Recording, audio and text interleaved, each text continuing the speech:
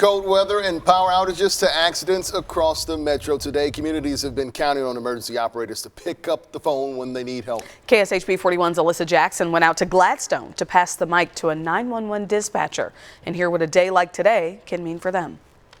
During this time of year when you're in the house, snowed in, there are a lot of services that stop.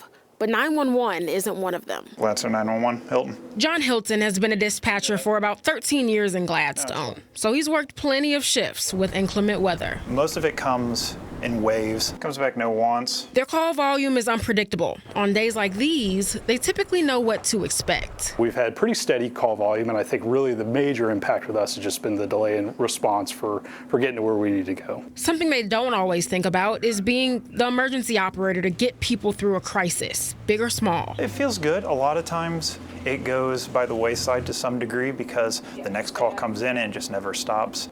As a dispatcher, they remain the calming voice in the midst of a storm. What's the address of your emergency? Even when you can't see it. A lot of it is helping those people that we never get to see. We never hear the outcomes of the calls. We never figure out exactly what happened to that person who got transported to the hospital. So just knowing that we could provide that level of service to help them, it does help motivate myself and my partners in helping out each time that phone rings. In Gladstone, Alyssa Jackson, KSHB 41 News.